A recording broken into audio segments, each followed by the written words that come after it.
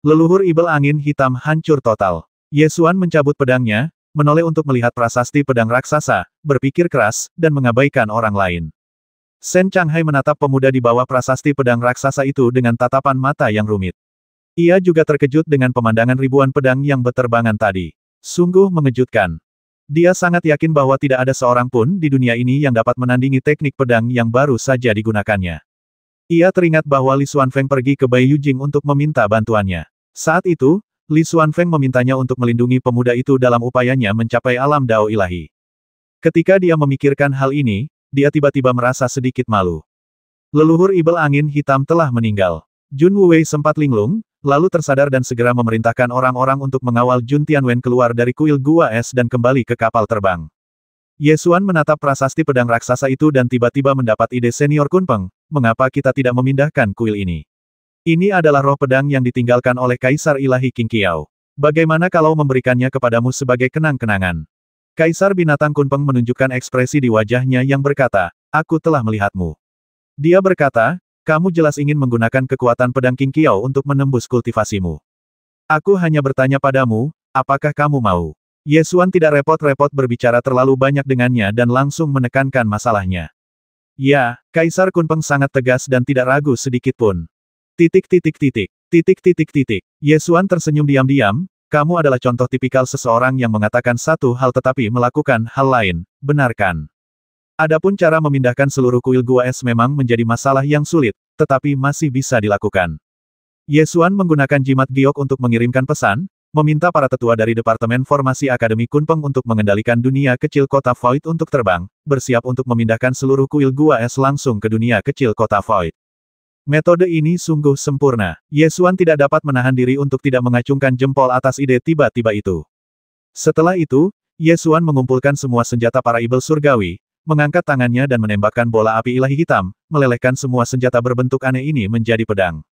Dengan kemampuan pengendalian tembakannya saat ini, ia mampu melelehkan harta karun itu ke bentuk apapun tanpa mengubah pola susunan di dalamnya. Setelah peleburan selesai, dia akan memancarkan pikiran ilahi lainnya, dan dengan pikiran ilahi yang kuat ini, dia akan menanamkan tanda rumah harta karun Dewa Pedang ke dalam senjata-senjata ini, dan memurnikannya menjadi pedang-pedang tersembunyi di rumah harta karun Dewa Pedang. Ada lebih dari 500 pedang tersembunyi di perbendaharaan Dewa Pedang, yang terus mendekati batas pedang terbang yang dapat dikendalikan.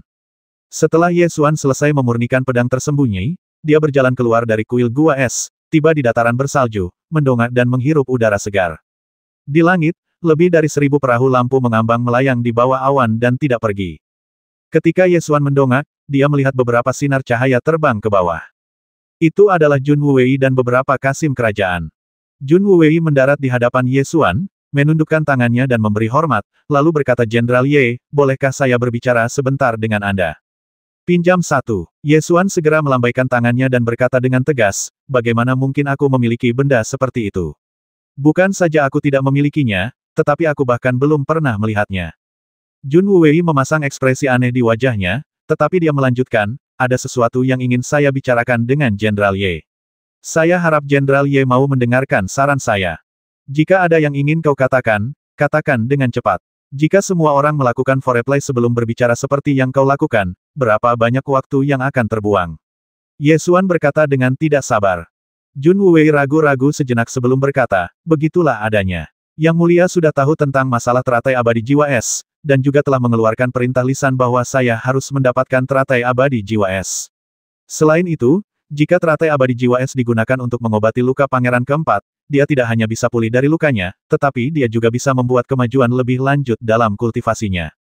Oleh karena itu, saya ingin meminta Jenderal Ye untuk membantu saya. Ye Xuan menyingkirkan ekspresi bercandanya, lalu melengkungkan bibirnya dan berkata dengan nada bercanda jika kamu ingin merampok, katakan saja secara langsung. Mengapa harus bertele-tele? Jun Wuwei membungkuk dan berkata, saya tidak berani, tetapi armada kapal terbang Zhou Agung ada di sini, dengan 1.500 meriam naga ringan yang mengambang, jadi Jenderal Ye harus tetap memberi mereka sedikit muka. Jenderal Ye, yakinlah, selama Anda dapat mempersembahkan teratai peri jiwa es, apapun yang Anda inginkan, saya dapat menyetujuinya atas nama Pangeran Keempat dan Yang Mulia. Meskipun Jun Wuwei berbicara dengan nada sopan, ancaman dalam kata-katanya sudah jelas. Ini untuk menggunakan 1.500 meriam naga roh cahaya mengambang dari armada kapal terbang tentara Zhou besar sebagai ancaman. Orang yang berkuasa bisa begitu sombong. Jun Wei jelas-jelas mengancam, tetapi dia tidak mengatakannya dengan cara yang tidak tahu malu. Ye Xuan tidak berminat untuk bertele-tele dan mencibir, dari apa yang kau katakan, jika aku tidak menyerahkan teratai peri jiwa es, kau akan membombardirku dengan naga roh cahaya mengambang, kan? Jun Wei membungkuk dan berkata, Jenderal Ye salah paham. Yang mulia tidak akan mengambil barang-barang Anda dengan cuma-cuma. Anda dapat mengajukan permintaan apapun, atau Anda dapat langsung membelinya dengan batu roh. Saya dapat langsung menjanjikan 10 miliar batu roh. Jika Anda masih belum puas dengan harga ini, Anda dapat meminta lebih kepada Yang Mulia. Tidak perlu. Aku tidak akan menyerahkan barang-barang itu. Jika kamu tidak senang, serang saja aku. Ye Xuan menolak secara langsung tanpa ada niat untuk menegosiasikan persyaratan. Wajah Jun Wei menjadi gelap, dan dia berkata, luka-luka pangeran keempat membutuhkan teratai abadi jiwa es. Saya hanya mewakili Yang Mulia dan ingin membeli teratai abadi jiwa es. Tidakkah menurutmu terlalu sombong jika kamu menolaknya secara langsung seperti ini? Aku rasa tidak, Ye Xuan berkata dengan yakin. Wajah Jun Wei tampak sangat tidak senang. Kali ini Jun Tianwen terluka dan petugas medis militer tidak berdaya. Namun, Shen Changhai punya cara. Dia tidak hanya bisa menyembuhkan luka Jun Tianwen, tetapi dia juga bisa membantunya pulih dari cedera dan membuat kemajuan lebih lanjut di wilayahnya. Namun, metode ini membutuhkan penggunaan teratai abadi jiwa es, jadi Jun Wei harus turun dan mendiskusikannya dengan Ye Xuan. Jika tingkat kultivasi Jun Tianwen turun karena cedera ini, Kaisar Manusia pasti akan sangat marah. Oleh karena itu, Jun Wei harus mendapatkan teratai abadi jiwa es dengan cara apapun, kalau tidak dia akan dihukum saat kembali. Dia menarik napas dalam-dalam dan perlahan mengangkat tangannya. Di langit, 1.500 perahu terbang cahaya mengambang secara bersamaan menerangi cahaya meriam naga roh cahaya mengambang. Jun Wei berkata dengan suara yang dalam, Jenderal Ye, aku harus mendapatkan teratai abadi jiwa es. Jika tidak ada gunanya membicarakannya, maka aku hanya akan menyinggungmu. Ye Xuan melengkungkan bibirnya dan terkekeh, apakah kau pikir kau dapat mengancamku dengan 1.500 meriam naga mengambang? Betapapun kuatnya dirimu, kamu tidak akan mampu menahan salvo 1.500 meriam naga roh cahaya terapung, jadi tolonglah kami. Ini akan baik untuk semua orang. Jun Wei terus membujuk. Ye Xuan mengangkat tangannya dan menjentikkan jarinya. Dunia kecil kota Void muncul di langit. Warna hijau yang penuh vitalitas begitu unik sehingga siapapun yang pernah melihatnya dapat mengenalinya sekilas. Setelah dunia kecil kota Void muncul, meriam pemusnah Void segera menyala, membidik armada kapal terbang tentara Zhou besar. Ye Xuan tersenyum hangat dan berkata, ayo. Mari kita saling menyakiti dan melihat siapa yang lebih kejam. Wajah Jun Wei tiba-tiba berubah gelap, sehitam dasar pot. Dia tidak menyangka dunia kecil Void City akan muncul di sini. Dia sudah menyaksikan kekuatan meriam penghancur kekosongan. Jika meriam ini ditembakkan, perahu terbang ringan yang terkena tembakan akan langsung hancur menjadi abu. Saat Jun Wei melihat cahaya meriam pemusnah kekosongan, raut wajahnya berubah jelek. Dia berteriak, berani sekali kau. Pasukan di langit itu berasal dari dinasti Zhou Agung. Berani sekali kau menembaki pasukan tanah air kita. Ye Xuan mempertahankan senyum tipis dan tampak tidak berbahaya, tetapi di mata Jun Wei, tampaknya ada ibel yang tersembunyi di balik senyuman ini. Ye Xuan menatapnya sambil tersenyum dan berkata, kamu seharusnya tahu gayaku dalam melakukan sesuatu. Jun Wei tentu tahu apa yang sedang terjadi. Sejak dia menolak hadiah dan menarik sepatu sang pangeran, dia percaya bahwa Tuan Muda dari Istana Jenderal Ilahi di depannya mampu melakukan apa saja. Jun Wei menarik napas dalam-dalam dan berkata dengan tegas, jika Jenderal Qin tahu tentang apa yang kamu lakukan, menurutmu bagaimana dia akan bereaksi? Jangan khawatir, dia tidak pernah berani mengendalikanku. Ye Xuan melanjutkan dengan senyum hangatnya.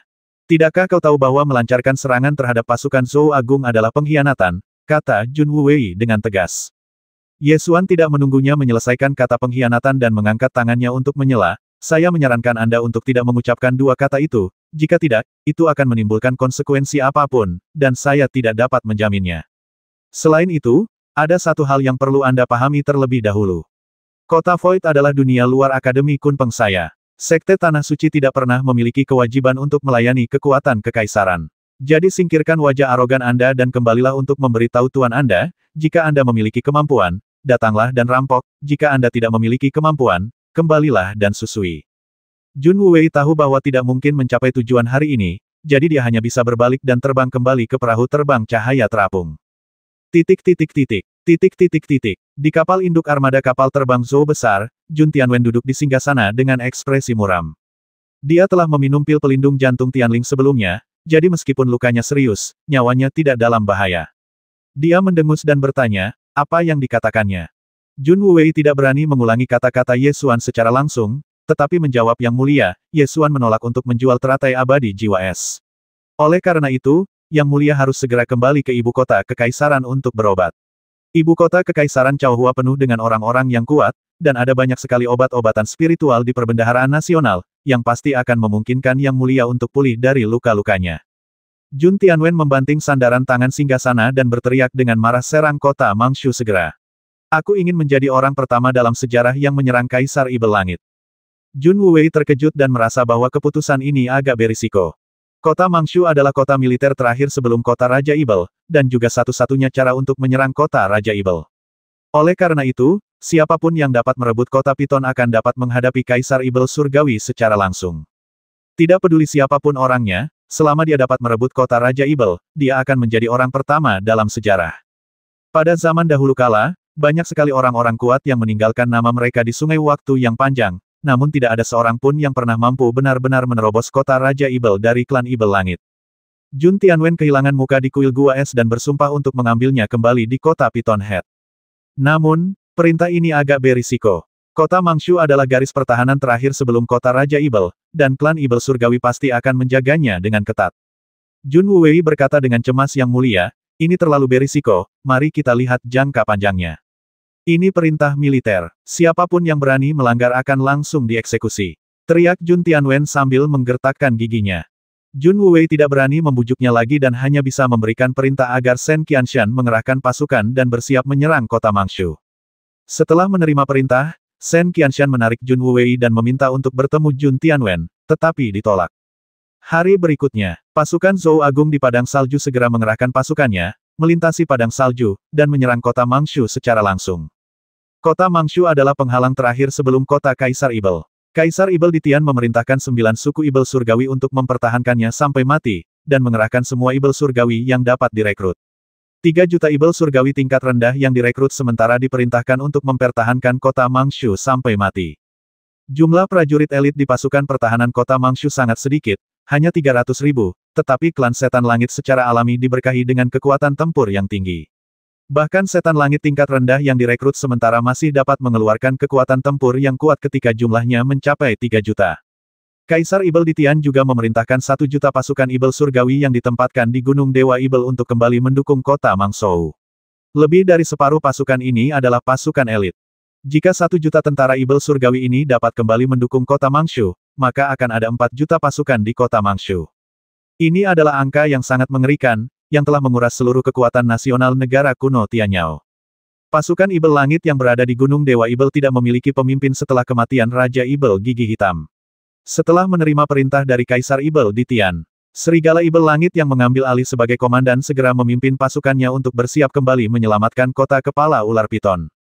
Namun, jika pasukan Ibel Surgawi ini ingin kembali mendukung kota Mangshu, mereka harus menyelesaikan satu masalah terlebih dahulu, yaitu menyeberangi kota Baiyue terlebih dahulu. Kota Baiyue terletak di antara Gunung Dewa Ibel dan kota Mangshu. Pasukan Zhou Agung telah memulai peperangan dengan pasukan Ibel Surgawi kota Mangshu. Mereka menyerang kota itu setiap hari tanpa mempedulikan biaya. Serangan mereka sangatlah dahsyat. Ketika Kaisar Manusia mengetahui bahwa pasukan Zhou Agung telah menyerang kota Mangshu dengan gegabah, dia langsung murka dan ingin mengeluarkan dekrit untuk menegur Jun Tianwen, tetapi pasukan Zhou Agung telah mulai menyerang kota tersebut, dan tidak ada gunanya menegurnya sekarang. Setelah Kaisar Manusia tenang, ia segera memerintahkan pasukan Long Yuan untuk menghentikan pasukan Setan Langit suku Gigi Hitam di kota Baiyue dan mencegah mereka kembali untuk memperkuat kota Mangshu. Mengenai cara mengerahkan pasukan militer di Far West, bukan hanya kedua pasukan di Far West saja yang merencanakan, melainkan Kaisar Manusia pun turut merencanakan. Oleh karena itu, dia membuat keputusan paling tepat pada saat pertama dan membiarkan tentara Long Yuan menghentikan bala bantuan kota Mangshu. Dengan cara ini, pasukan Zhou besar akan mempunyai kesempatan menerobos kota Mangshu. Apa artinya merebut kota Mangshu? Itu akan menjadi pasukan pertama dalam sejarah yang secara langsung menyerang Kaisar Ibel. Meskipun Kaisar Manusia selalu mencari stabilitas, dia juga gembira saat berpikir bahwa prestasi abadi menghancurkan negara kuno Tianyao akan tercapai di tangannya. Kota Pemujaan Bulan. Ye Xuan memindahkan seluruh kuil Gua Es ke dunia kecil kota Void, dan kemudian kembali ke kota Baiyue. Ketika mereka kembali ke kota Baiyue, tentara Zhou besar sudah mulai menyerang kota Mangshu. Pasukan setan langit gigi hitam yang berada di Gunung Dewa Ibel ingin menyeberangi kota Baiyue dan kembali untuk mendukung kota Mangshu. Setelah malam tiba, Qin Tai'er berdiri di atas tembok kota dan melihat ke arah barat daya kota Baiyue. Di sana ada gurun, dan tidak ada yang bisa dilihat di tengah malam yang pekat. Ye Xuan telah mendengar tentang serangan pasukan Zhou Agung ke kota Mangshu. Pertempuran ini akan secara langsung mengubah jalannya perang. Qin Tai'er tahu bahwa Ye Xuan telah berjalan di belakangnya, tetapi dia tidak berbalik. Dia masih melihat ke padang pasir di luar kota Baiyue dan berkata dengan santai, apakah kamu melihat sesuatu di sana? Dalam kegelapan malam, Anda tidak dapat melihat apapun dengan mata terbuka. Namun, kesadaran ilahi Ye Xuan jauh melampaui para prajurit dengan level yang sama, jadi dia tahu apa yang ada di sana dan menjawab, sekelompok Ibel surgawi yang mendengar perintah Kaisar Ibel di Tian dan ingin melintasi kota Baiyue. Pertempuran telah dimulai di kota Mangshu. Pertempuran ini sangat sengit dan hasilnya tidak dapat diprediksi. Jika kita membiarkan pasukan Ibel surgawi ini pergi sekarang, pasukan Zhou Agung akan musnah. Qin Tai'er menyatakan kunci pertempuran tersebut. Ye Xuan secara alami juga bisa melihatnya. Pasukan Zhou Agung dipimpin oleh Jun Tianwen. Jika pasukan Ibel surgawi gigi hitam dibiarkan lewat, pasukan Zhou Agung akan musnah di bawah kota Mangshu. Saat itu, Jun Tianwen akan menjadi pendosa Zhou Agung. Tidak apa-apa jika dia tewas dalam pertempuran di bawah kota Mangshu, tetapi jika dia melarikan diri kembali ke Chaohua, dia akan dikutuk oleh ribuan orang. Jika Anda ingin membasmi Jun Tianwen, ini memang cara yang baik. Namun, Ye Xuan merasa itu tidak sepadan. Jun Tianwen tidak layak memiliki 1,5 juta prajurit Zhou Agung yang dikubur bersamanya. Pasukan Ibel surgawi ini tidak dapat menerobos. Tentara Ibel surgawi ini memang mustahil untuk ditembus. Qin Tai'er menegaskan. Ye Xuan menoleh untuk melihat Qin Tai'er dan berkata, "Ya dewa, sungguh membosankan bagimu untuk mengujiku dengan cara ini." "Siapa yang mengujimu?" Qin Tai'er membantahnya dengan tegas. "Jangan kira aku tidak tahu. Bahkan jika aku menjadi gila dan ingin mengirim pasukan gigi hitam untuk membasmi Jun Tianwen, kau tidak akan pernah setuju." "Apa yang kau pikirkan? Kau kira aku tidak tahu?" kata Ye Xuan sambil cemberut. Sebenarnya, hati Ye Xuan sama dengan hati Mingjing. Demi kepentingan militer dan nasional seperti itu, Qin Tai'er tidak akan pernah mengizinkannya menggunakan nyawa pasukan manusia yang berjumlah 1,5 juta prajurit untuk membalas dendam pribadinya. Ye Xuan masih memiliki kemurahan hati seperti ini. Qin Tai'er mengeluarkan dekrit kekaisaran, menyerahkannya kepada Ye Xuan, dan berkata, "Dekrit kekaisaran, apakah kamu ingin melihatnya?" "Tidak perlu melihat, kamu pasti diminta untuk menghentikan pasukan gigi hitam," kata Ye Xuan. Qin Tai'er mengambil kembali dekrit kekaisaran. Setelah beberapa saat, Ye Xuan berkata, "Strategi militer kecil ini juga memerlukan dekrit kekaisaran. Tampaknya tidak ada cukup kepercayaan antara Anda, Raja, dan rakyat Anda." Titik titik titik. Titik titik titik. Kaisar tidak akan pernah sepenuhnya mempercayai seseorang. Jawab Qin Tai'er. Tapi kamu setia. Ye Xuan dapat melihat bahwa meskipun Qin Tai'er terkadang melakukan hal-hal yang melampaui aturan, dia sebenarnya setia kepada dinasti Zhou. 300 tahun yang lalu, aku hanyalah seorang jenderal yang tidak penting. Kaisar generasi sebelumnya lah yang mengangkatku sebagai jenderal dewa di atas panggung. Aku harus membalas jasanya, kata Qin Tai'er. Saat keduanya berbincang, malam semakin gelap.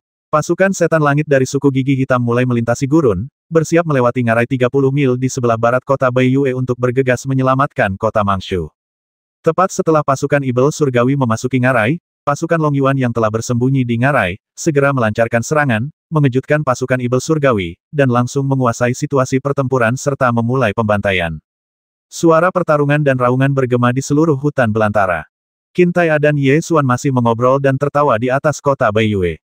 Topik kesetiaan sebenarnya sangat halus. Ye Xuan sebenarnya memiliki kesetiaannya sendiri, tetapi karena adanya rahasia yang hanya dia yang tahu, dia hanya setia pada ras manusia, jadi sikapnya terhadap kaisar manusia berbeda dengan Qin Tai'er. Namun, Ye Xuan juga tahu bahwa meskipun Qin Tai'er setia kepada Zhou Agung, dia tidak setia menangui buta. Dia mungkin setia kepada kaisar manusia yang sudah tiada, kaisar manusia yang memiliki mata tajam untuk bakat dan mengangkatnya sebagai jenderal dewa di atas panggung. Sampai batas tertentu, kesetiaan Qin Tai'er mengandung unsur rasa terima kasih. Jangan khawatir, aku tidak akan memaksamu untuk menjadi sama sepertiku, tetapi kamu juga harus tahu apa yang bisa kamu lakukan dan apa yang tidak bisa kamu lakukan. Qin Tai'er tiba-tiba berkata, "Bukankah kamu baru saja mengujinya? Apakah kamu puas dengan jawabannya?" tanya Ye Xuan. "Puas, sangat puas. Kadang-kadang aku bahkan bertanya-tanya, kecuali kenyataan bahwa kamu kadang-kadang membuat orang marah, semua yang kamu lakukan sesuai dengan keinginanku. Qin Tai'e tidak dapat menahan tawa ketika mengatakan ini. Ye Xuan terdiam beberapa saat, lalu berkata, dalam 2 hari, akan ada sesuatu yang lebih sesuai dengan seleramu. Oh, Qin Tai'e sangat penasaran dengan apa itu. Apakah kamu ingin menebak apa itu? Ye Xuan bertanya sambil tersenyum. Qin Tai'e berpikir sejenak dan berkata, itu pasti ada hubungannya dengan obat ajaib berusia 1000 tahun itu. Benar sekali, aku ingin memurnikan sejenis ramuan, ramuan yang digunakan Kaisar Pil 7 mutlak untuk mengolah tubuh Raja Ilahi. Tentu saja, fungsi ramuan ini tidak hanya untuk mengolah tubuh Raja Ilahi, tetapi juga efektif untuk tubuh abadi Dewa Pejuang. Oleh karena itu, jika aku melepaskan sedikit kualitasnya, aku seharusnya dapat memurnikan 2 pil. Kata Ye Xuan. Qin Tai'e mengerutkan kening dan berpikir sejenak, lalu berkata, jika kamu dapat meningkatkan kualitas pil, kamu tidak perlu memurnikan 2 pil. 1 ahli tingkat pertama jauh lebih berguna daripada 2 ahli tingkat kedua. Kamu harus memahami ini. Ye Xuan sudah memutuskan dan berkata dengan tegas sebenarnya, aku lebih fokus pada latihan ilmu pedang. Mengenai kitab suci Dewa Perang, kau telah berlatih selama 300 tahun. Dengan alasan berkonsentrasi pada latihan ilmu pedang, mustahil bagiku untuk mengejarmu dalam kitab suci Dewa Perang. Oleh karena itu, jika kita menganggapmu dan aku sebagai satu kesatuan, jika hanya ada 1 pil Dewa Jiwa Es, sebenarnya lebih menguntungkan untuk memberikannya kepadamu. Namun, dalam hal itu, kurasa kau tidak akan setuju. Maka, melepaskan sedikit kualitas dan memurnikan 2 pil Dewa Jiwa Es adalah pilihan terbaik. Selain itu, pil Dewa Jiwa Es adalah salah satu dari 7 keajaiban. Bahkan jika aku memurnikan 1 dengan sekuat tenaga, itu belum tentu menjamin menjadi yang bermutu tinggi. Setelah Qin Tai'e mendengar ini, dia tidak mengatakan apa-apa lagi. Dalam hatinya, dia sebenarnya juga mendambakan pil Dewa Jiwa Es ini. Bagaimanapun, dia telah berlatih kitab suci Dewa Perang kuno selama 300 tahun dan telah mengumpulkan banyak pengalaman. Jika dia dapat membuat kemajuan lebih lanjut dengan bantuan pil Dewa Jiwa Es, dia tentu akan menginginkannya. Selagi mereka berbincang, tanpa mereka sadari, mereka mencapai fajar. Saat fajar mulai menyingsing di langit, sekelompok pasukan berkuda tiba di kota itu. Mereka adalah Hang Zan. Hang Zan membungkuk dan melapor ke atas tembok kota laporkan kepada jenderal, dalam pertempuran tadi malam, kami membasmi 500.000 setan surgawi, dan setan surgawi yang tersisa melarikan diri ke segala arah. 2 unit kavaleri kami masih mengejar mereka. Baiklah, prioritaskan untuk membasmi para ibel surgawi yang melarikan diri ke kota Mangshu. Perintah Qin Tai'e. Ya, Hang Zan membungkuk dan menerima perintah itu. Dia membalikkan kudanya dan memimpin pasukan berkuda Long Yuan untuk terus mencegat dan membasmi ibel surgawi itu. Sepertinya hasilnya sudah diputuskan, kata Ye Xuan. Saya belum seoptimis itu. Sekarang kita harus melihat apakah 2 leluhur ibel gigi hitam yang tersisa di Gunung Dewa Ibel akan bangun. Qin Tai'e selalu bersikap hati-hati seperti panglima tertinggi pasukan. Ye Xuan memikirkan hal ini dan tiba-tiba berkata, aku akan menggunakan teknik perebutan mistik untuk melihat apakah mata yang dimasukkan ke dalam Gunung Dewa Ibel telah dikeluarkan. Ye Xuan memejamkan matanya saat berbicara, membangunkan naga Ibel seluruh dunia dan melakukan seni mistik mencuri dewa. Ribuan mil jauhnya, di Gunung Dewa Ibel, sepasang mata tiba-tiba terbuka dalam jiwa Ibel surgawi, memancarkan aura kuat yang tidak dapat ia tahan. Setan surgawi ini secara alami adalah penjaga Gunung Dewa Ibel, Yan Ye. Dia mendapati sepasang mata menakutkan di dalam jiwanya muncul lagi, dan dia langsung berteriak kamu. Pergilah ke daerah terlarang leluhur Ibel. Ye Xuan memberi perintah langsung. Tidak seorang pun dapat memasuki tanah terlarang leluhur Ibel tanpa dipanggil. Yan Ye ingin menolak. Jangan biarkan aku mengatakannya untuk kedua kalinya. Nada bicara Ye Xuan berubah dingin. Aura yang terpancar dari mata itu menekan jiwa Yan Ye hingga hampir menghancurkannya. Baiklah, aku akan pergi. Yan Ye segera tersandung keluar dan berlari menuju area terlarang leluhur Ibel. Dia adalah penjaga di Gunung Dewa Ibel, dan tidak ada setan surgawi yang menghalangi jalannya. Baru pada lorong berlubang di luar tanah terlarang leluhur Ibel, seorang pengawal Ibel surgawi mengulurkan tangan untuk menghentikannya. Yan Ye, apa yang kau lakukan di sini? Kau tidak diizinkan memasuki tanah terlarang leluhur Ibel tanpa dipanggil. Apa kau lupa? Yan Ye berkata dalam hatinya, lihat, bukannya aku tidak ingin masuk, tapi aku tidak bisa masuk. Ye Xuan berkata langsung beritahu mereka bahwa Anda memiliki laporan dari pertempuran kota Baiyue. Pasukan gigi hitam disergap di sebuah ngarai 30 mil di luar kota Baiyue, dan menderita banyak korban. Yan Ye tidak berani menentang keinginan Ye Xuan, dan segera memberitahunya berita kekalahan pasukan Ibel Surgawi di kota Baiyue. Kedua Ibel Surgawi yang menjaga tanah terlarang leluhur Ibel saling memandang dan akhirnya membiarkan Yan Ye pergi. Yan Ye dengan cepat melewati koridor berlubang di dinding gunung dan tiba di daerah terlarang leluhur Ibel di tengah tebing. Pada saat ini, seorang tetua suku gigi hitam sedang berlutut di aula dan mengajukan permintaan kepada leluhur Ibel. Kedua leluhur Ibelku, Raja Ibel Gigi Hitam telah tewas di tangan umat manusia. Sekarang suku gigi hitam tidak memiliki pemimpin. Tolong berikan aku mahkota Raja Ibel agar aku dapat mengambil alih posisi Raja Ibel Surgawi dan menstabilkan situasi suku gigi hitam saat ini. Kepala pendeta suku gigi hitam memarahi pedang gigi hitam, Raja Ibel baru saja mati dan kau melompat keluar untuk memperjuangkan posisi Raja Ibel. Apa niatmu? Blacktooth Blade mengangkat kepalanya dan membantah suku Blacktooth sekarang tidak memiliki pemimpin. Apakah kamu ingin melihat suku Blacktooth dikalahkan seperti ini? Bahkan jika kita ingin memilih Raja Ibel Surgawi yang baru, kita harus mengikuti aturan, mengadakan sidang parlemen, dan bersama-sama memilih satu. Daripada memaksa leluhur Ibel seperti yang kau lakukan. Imam besar suku gigi hitam menegur. Sekarang pasukan Zhou Agung sudah menyerang kota Mangshu, dan pasukan Long Yuan sudah bercokol di kota Baiyue. Suku gigi hitam dalam bahaya, dan tidak ada waktu untuk pelan-pelan memilih Raja Ibel Surgawi. Kita tidak bisa lagi mengikuti rutinitas dalam keadaan darurat. Jika kau peduli dengan nasib suku gigi hitam, kau seharusnya bekerja sama denganku daripada menghalangiku dengan segala cara yang mungkin. Hei Chifeng menegur. Kedua belah pihak berdebat tiada henti, tetapi totem serigala berkepala tiga tidak memberikan tanggapan. Jelaslah bahwa kedua leluhur Ibel yang sedang tidur ini tidak mau memperhatikan hal-hal ini.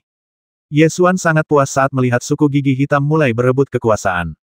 Ketika kepala pendeta suku gigi hitam sedang berdebat dengan pedang gigi hitam, mereka tiba-tiba menemukan bahwa sesosok Ibel Surgawi telah memasuki tanah terlarang milik leluhur Ibel.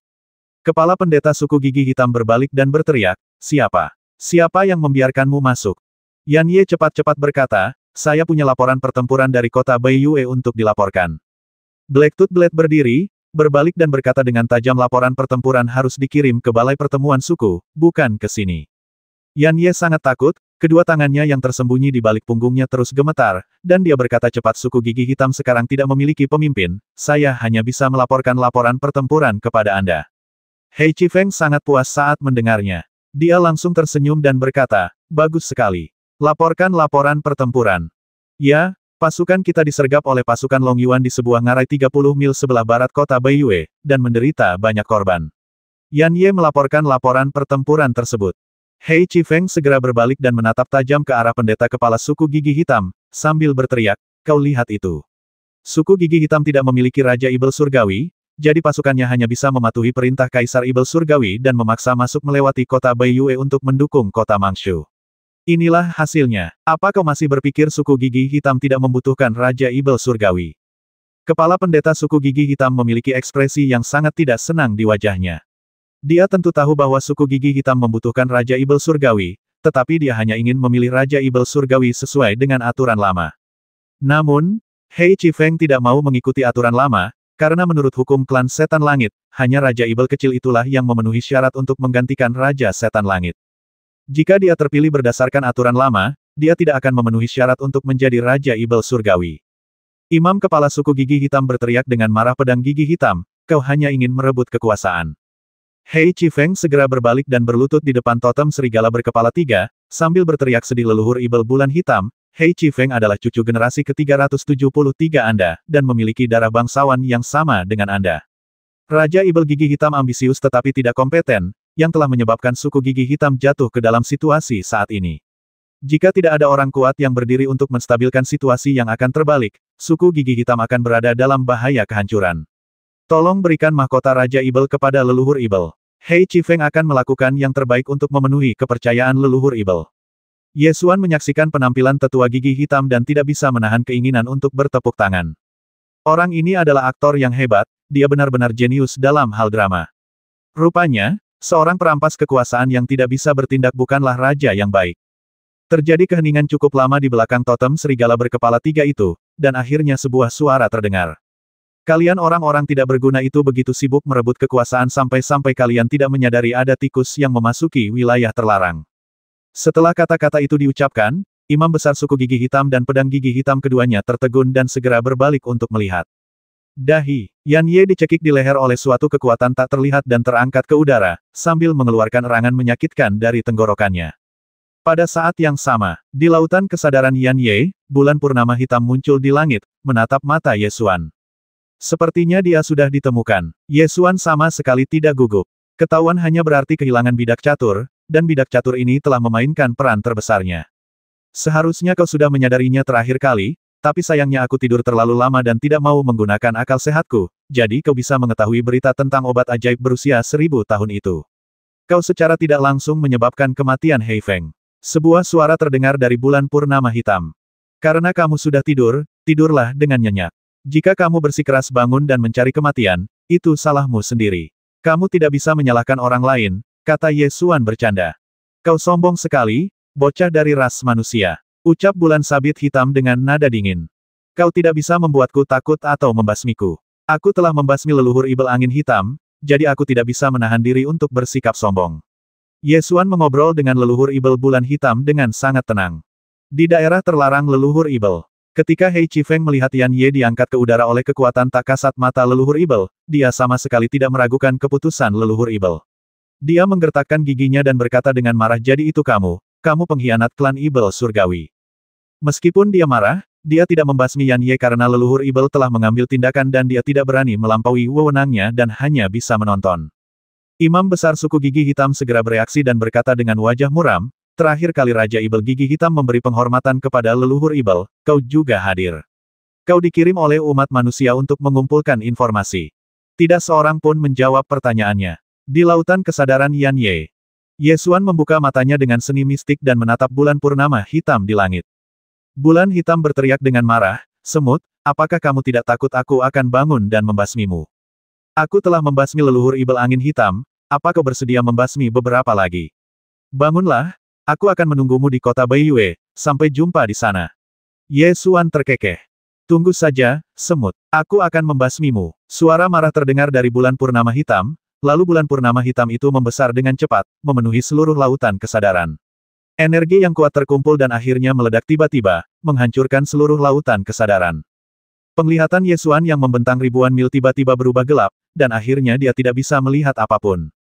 Setelah keluar dari teknik pencurian Dewa Mistik, Ye Xuan membuka matanya dan mencoba teknik pencurian Dewa Mistik lagi untuk memastikan bahwa target kendali tidak ada lagi. Matanya telah diambil, kata Ye Xuan. Bagaimana? Apa yang kamu lihat? Tanya Qintaya. Aku melihat leluhur ibel bulan hitam. Ye Xuan tahu bahwa bulan purnama hitam adalah kesadaran ilahi leluhur ibel bulan hitam. Leluhur ibel bulan hitam telah terbangun. Ini adalah pertanyaan yang paling membuat Qintaya khawatir. Tidak, dia sangat marah, tapi aku bisa melihat dia tidak akan bangun. Ye Xuan berkata dengan tegas. Bagaimana kamu tahu? Menurutmu, mana yang akan dipilih leluhur ibel bulan hitam antara mati sendiri atau membiarkan leluhur ibel gunung hitam mati? Ye Xuan bertanya alih-alih menjawab. Sekarang hanya ada beberapa pasukan yang tersisa di suku gigi hitam. Bahkan jika dua leluhur ibel di gunung Dewa Ibel bangun, itu tidak akan berarti apa-apa. Ye Xuan sudah mengetahui pikiran monster tua yang sudah tidak hidup lagi. Kecuali ada manfaat yang sama, mustahil baginya untuk bangun. Pengepungan kota Mangshu masih berlangsung. Qintaya mengusulkan kepada pasukan Zhou besar untuk bergabung untuk menyerang kota Mangshu, tetapi ditolak oleh pasukan Zhou besar. Tidak peduli siapapun orangnya, selama mereka merebut kota Mangshu, mereka dapat mengancam Kaisar Ibel di Tian dan memanfaatkan kesempatan untuk menghancurkan kerajaan Tianyao kuno. Ini adalah pencapaian yang tak tertandingi, dan Jun Tianwen tidak ingin membaginya dengan siapapun, bahkan Kaisar Manusia. Pertempuran di kota Mangshu masih berlangsung, dan Ye Xuan sedang bersiap untuk mulai memurnikan pil di dunia kecil kota Void. Teratai peri jiwa es dan 167 jenis obat tambahan telah disiapkan, dan satu-satunya yang kurang adalah ramuan dalam binatang Ibel tingkat atas. Semakin tinggi levelnya, semakin baik kualitas ramuan terakhirnya. Ye Xuan menargetkan ramuan batin ular piton retak es, yang merupakan ramuan batin binatang suci. Namun, ramuan batin binatang suci ini sekarang jatuh ke tangan Elang Guntur, dan Elang Guntur itu menolak untuk menyerahkannya apapun yang terjadi. Saat berada di kuil gua es, Ye Xuan membasmi leluhur ibel angin hitam, dan ular piton retak es akhirnya dikejar dan dipatuk sampai mati oleh bola petir, dan ramuan batinnya juga digali oleh makhluk ini. Lei Qiu, pecinta kuliner, serahkan ramuan dalam Ice Crack Piton. Cepat, jangan bercanda. Ye Xuan mengulurkan tangan dan menusuk bulu-bulu bola guntur, bersiap mengeluarkan ramuan batin binatang suci yang tersembunyi di bawah perutnya. Melolong, Lei Qiu menekan inti dalam Ice Piton dengan cakarnya dan berteriak milikku. Milikku, milikku. Apa milikmu dan milikku? Milikmu adalah milikku dan milikku tetap milikku. Cepatlah, kita harus membuat ramuannya. Ye Xuan sigap dan cekatan. Ia menyambar ramuan dalam Ice Piton dan berbalik serta berlari. Lei Qiu mengejarnya dengan cakarnya, sambil berteriak sambil berlari. Ye Xuan berlari ke ruang alkimia kota Void dan segera memanggil semua tetua departemen alkimia mulailah menyempurnakan alkimia, mulai sempurnakan alkimia, panaskan 18 tungku alkimia secara bersamaan. Guru Gu segera mulai memberi perintah, dan 18 alkemis secara bersamaan mulai memanaskan tungku untuk memurnikan bahan obat. Seorang tetua dari departemen alkimia dengan pangkat yang relatif rendah bertanya dengan gugup, Tuan Gu, kemampuan alkimia saya rata-rata, apakah itu benar-benar baik-baik saja? Jangan khawatir, metode alkimia ini mempertimbangkan semua kemungkinan. Bahkan jika seseorang membuat kesalahan secara tidak sengaja, kesalahan itu dapat diperbaiki dan tidak akan memengaruhi kemajuan alkimia. Guru Gu menegaskan. Faktanya, alkimia kolaboratif merupakan hal yang sangat umum dalam dunia alkimia. Saat Ye Xuan terjebak di penjara dan Jue, dia tengah menyempurnakan pil senyuan bersama dengan Guru Gu. Tentu saja, kerja sama antara dua alkemis relatif sederhana, tetapi kerja sama di antara 18 alkemis merupakan hal besar. Kerja sama dalam skala seperti ini umumnya sulit didapat. Lagi pula, secara umum, seorang alkemis yang sedikit mahir pada dasarnya akan membiayai seluruh lemari obat sendirian. Bahkan jika ia menerima beberapa murid alkemis, akan sulit baginya untuk memiliki skala 18 orang. Bahkan di Qihuang Jingsai, salah satu sekte alkimia terbaik di benua Kyushu, jarang ada begitu banyak alkemis yang bekerja sama untuk membuat pil. Untuk memastikan kualitas akhir dari pil ilahi Bingpo, Ye Xuan meminta bantuan 18 alkemis untuk bekerja sama membuat pil tersebut. Ada banyak keuntungan dengan bekerja samanya beberapa alkemis untuk membuat ramuan. Misalnya, langkah-langkah yang berbeda dapat ditetapkan berdasarkan ramuan yang dikuasai masing-masing alkemis. Misalnya, Jia Yunseng, tetua dari Departemen Alkimia, paling ahli dalam memurnikan ramuan yang mengandung unsur air. Pil Dewa Bingpo mengandung tahap pencairan es. Jika Jia Yunseng diminta untuk memurnikannya, efeknya akan sangat bagus. Mengenai kemungkinan bahwa satu atau beberapa alkemis membuat kesalahan, hal ini telah dipertimbangkan. Sebenarnya, Ye Xuan dan Master Gu sama-sama dapat menyelesaikan tugas pemurnian beberapa orang. Selama seseorang melakukan kesalahan, mereka dapat mengambil alih. Ye Xuan menghitung bahwa selama jumlah kesalahan tidak melebihi 8 orang, itu tidak akan mempengaruhi keberhasilan akhir pil. Semua alkemis ini adalah tetua alkemis yang dipilih dengan cermat dari Akademi Kunpeng, dan langkah-langkah alkemis yang diberikan kepada mereka tidaklah sulit. Jika 8 dari 16 orang melakukan kesalahan, mereka tidak akan bisa menjadi alkemis. Jarang melihat 18 alkemis bekerja sama untuk membuat ramuan. Para tetua dari Departemen Alkimia sangat gembira. Mereka semua tahu betul bahwa ramuan yang akan mereka sempurnakan pastilah ramuan suci yang tiada taraf.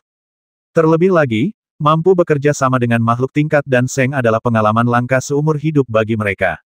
Oleh karena itu, semua orang bekerja keras untuk menyempurnakan ramuan kali ini. Alkimia telah dimulai. Namun, terdengar suara lolongan yang datang dari luar ruang alkimia. Tuan Gu melihat keluar pintu dan bertanya, apa yang kamu lakukan dengan bola petir itu? Aku telah merusak burung bodoh ini. Aku hanya ingin meminjam ramuan dalam ular piton retak es terlebih dahulu, dan ia mengejarku sampai ke sini. Saat pertama kali mulai memurnikan ramuan, Anda hanya berada pada tahap awal memurnikan obat-obatan tambahan dan belum mencapai bagian obat utama. Bagian Ye Xuan belum dimulai, jadi dia menyingsingkan lengan bajunya dan berjalan keluar pintu sambil berteriak, Fudi, apa yang ingin kamu lakukan? Melolong, Lei Qiu berteriak dengan marah milikku. Kamu bola, Ye Xuan memarahi Lei Qiu. Pertengkaran antara seorang pria dan seekor burung membuat semua tetua departemen dan Dao tertawa tak terkendali hahaha. Pada saat ini, Gai dan Tong berlari mendekat. Tong berlari ke arah bola petir, mengeluarkan buah spiritual dari kantung kain, berjinjit dan mengangkat buah spiritual setinggi mungkin, lalu berkata, bola petir, ini dia. Lei Qiu menundukkan kepalanya dan memakan buah spiritual, lalu terus berteriak. Ye Xuan menghampirinya dan menendangnya sambil berkata, hei, kau belum selesai, kan? Tong menyentuh bulu Lei Qiu dan berkata, ayo kita petik buah. Lei Qiu kemudian dibawa pergi oleh Tong dengan ekspresi tertekan di wajahnya. Ye Xuan menatap kedua gadis kecil yang mengambil bola petir di kiri dan kanan, tidak bisa menahan senyum, dan kembali ke ruang alkimia. Jia Yunseng, yang sedang memanaskan tungku, tidak dapat menahan tawa dan berkata, Master Sekte, binatang rohmu benar-benar berisik. Aku belum pernah melihat binatang roh yang tidak patuh seperti itu. Ye Xuan sangat setuju dan berkata, ya. Jika kamu tidak menghukumnya selama 3 hari, dia akan merobek genteng di atap. Meskipun Ye Xuan berkata demikian, sebenarnya dia sangat mengenal Lei Qiu. Jika pecinta kuliner ini benar-benar ingin memakan ramuan batin ular piton es, dia akan menelannya di kuil gua es. Ye Xuan telah memutuskan untuk memurnikan pil ilahi jiwa es pada saat itu, jadi dia mengatakan di awal bahwa pil bagian dalam ular piton retak es tidak dapat dimakan. Bola guntur itu selama ini menyembunyikan ramuan mujarab ular piton pemecah es. Ye Xuan tahu bahwa si pencinta makanan ini ingin menukar ramuan dalam ais piton dengan daging panggang, tetapi dia sedang sibuk memurnikan ramuan itu dan tidak punya waktu untuk memikirkannya. Dia akan menunggu sampai dia selesai memurnikan pil ilahi jiwa es. 18 tungku alkimia mulai memurnikan ramuan pada saat yang sama. Gumpalan api ramuan bergerak di dalam tungku, dan mulai memurnikan obat-obatan tambahan. Jumlah obat penolong ada 167 buah, yang masing-masing disempurnakan oleh 18 orang. Setelah semua obat-obatan tambahan disempurnakan, Ye Xuan dan Guru Gu mulai menyempurnakan teratai abadi jiwa es dan pil dalam ular piton retak es. Terakhir, semua khasiat obat dicampur menjadi satu untuk membentuk pil. Setelah 7 hari pemurnian, ketika aura dingin menyebar dari tungku alkimia, pil ilahi jiwa es akhirnya disempurnakan. Setelah membuka tungku dan mengeluarkan pil, Master Gu memegang 2 pil dewa jiwa es di tangannya dan berkata dengan gembira, sudah selesai. Sudah selesai. Keduanya bermutu tinggi. Aku sudah hidup begitu lama dan belum pernah melihat pil dewa jiwa es bermutu tinggi. Kota Baiyue, Rumah Jenderal. Ye Xuan meletakkan kotak giok di depan Qin Tai'a dan berkata, buka dan lihatlah. Qin Tai'a dapat merasakan kekuatan obat yang kuat di dalam kotak giok, dan jari-jarinya sedikit gemetar. Dia telah mempraktikkan kitab suci Dewa Perang kuno selama 300 tahun. Tidak ada seorang pun di dunia ini yang lebih tahu daripada dia tentang apa yang dibutuhkan untuk membuat terobosan dalam tubuh abadi Dewa Perang. Saat berlatih kitab suci Dewa Pertarungan kuno untuk pertama kalinya, seseorang perlu menggunakan api suci untuk melunakkan urat, tulang, dan kulit. Jika seseorang ingin membuat terobosan, ia akan membutuhkan kekuatan obat yang sangat dingin untuk menembus batas-batas tubuh abadi Dewa Pertarungan. Sudah 300 tahun, dan bohong kalau aku tidak merindukannya. Qin Tai'a menarik napas dalam-dalam, mengulurkan tangannya untuk membuka kotak giok, menatap pil ilahi jiwa es yang bening di dalam kotak giok itu untuk waktu yang lama, lalu bertanya, berapa banyak? Ye Xuan mengulurkan 2 jari dan berkata, 2. Apakah ada hal yang perlu saya perhatikan saat menggunakannya? Tanya Qin Tai'a. Tidak, inilah yang digunakan oleh Kaisar 7 Absolut dan untuk mengolah tubuh Raja Ilahi. Ini juga efektif untuk tubuh abadi Dewa Pejuang. Jika Anda harus mengatakan ada sesuatu yang perlu Anda perhatikan, itu adalah, tetap hangat. Ye Xuan bercanda. Mungkin ini kehendak dewa, dewa mengirimmu untuk menghancurkan klan setan langit. Qin Tai'a tertawa terbahak-bahak, menutup kotak giok, berdiri dan berkata, saya telah menunggu selama 300 tahun, saatnya untuk terobosan. Setelah Ye Xuan memberinya pil ilahi Bingpo, dia tidak bertanya kemana dia akan mundur. Setelah Qin Tai'a mendapatkan pil ilahi Bingpo, tidak seorang pun tahu kemana dia pergi hari itu. Jika Ye Xiao tidak tetap tenang seperti biasanya, Ye Xuan bahkan akan curiga bahwa Qin Tai'a benar-benar hilang. Ye Xuan juga mengambil pil ilahi jiwa es lainnya dan mencari tempat untuk berlatih. Pil ilahi jiwa es dikembangkan oleh Kaisar Pil 7 Absolut dan digunakan untuk mengolah tubuh Raja Ilahi. Karena Kaisar Qi Jue dan berfokus pada alkimia, kemajuan kultivasinya melambat. Selain itu, dia juga memiliki temperamen yang aneh, sering menyinggung perasaan orang lain, bahkan dia mempunyai musuh dengan orang-orang yang berkuasa yang tak tertandingi. Karena dia berfokus pada alkimia, kemampuan bertarungnya tidak dapat dibandingkan dengan pria kuat tak tertandingi di level yang sama. Kaisar Pil 7 mutlak tidak ingin menyerah pada jalur alkimia, jadi dia hanya bisa mencari cara untuk meningkatkan kekuatannya melalui alkimia. Pil ilahi serangan dan pembasmian domain diciptakan dengan cara ini, dan begitu pula pil ilahi jiwa es. Saat meneliti pil ilahi jiwa es, Kaisar Pil 7 Absolut bermusuhan dengan seorang penganut Shinto yang kuat, dan dia akhirnya tidak bisa bertahan lama setelah beberapa kali pertemuan. Akhirnya, dia mengembangkan pil ilahi jiwa es dan secara paksa mengolah tubuh Raja Ilahi di alam Dao Ilahi, baru pada saat itulah dia mampu membasmi orang kuat Dao Ilahi. Ye Xuan akan berlatih menyendiri di dunia kecil kota Void. Sebelum melakukannya, ia memanggang daging untuk menenangkan hati Lei Qiu yang terluka. Ye Xuan juga berjanji pada pecinta kuliner ini bahwa dia akan mengadakan pesta barbeque lagi bersamanya setelah retret selesai. Bola guntur itu berteriak gembira ke langit, terbang 3 lingkaran di udara, lalu berhenti di pintu masuk aula formasi untuk bertindak sebagai penjaga. Ye Xuan meminum pil Dewa Jiwa Es dan mulai berlatih tubuh abadi Dewa Pertarungan. Pada saat yang sama, pertempuran di kota Mangshu berlanjut. Pasukan Zhou Agung menyerang kota itu setiap hari, dan Kaisar Manusia mengirim hampir semua pasukan yang bisa ia kirim ke kota Mangshu, bertekad untuk memenangkan pertempuran ini. Negara kuno Tian Yao menggunakan seluruh kekuatan nasionalnya untuk mempertahankan kota Mangshu, dan terus merekrut Tian Yao tingkat rendah untuk dikirim ke kota Mangshu. Para setan langit tingkat rendah yang tidak mau ikut berperang langsung ditangkap dan dikawal ke kota Mangshu. Umpan meriam kelas rendah di kota Mangshu mati satu demi satu. Pertempuran ini berlangsung selama 3 bulan. Pertahanan kota Mangshu sangat sulit, dan pasukan Zhou Agung menderita kerugian besar.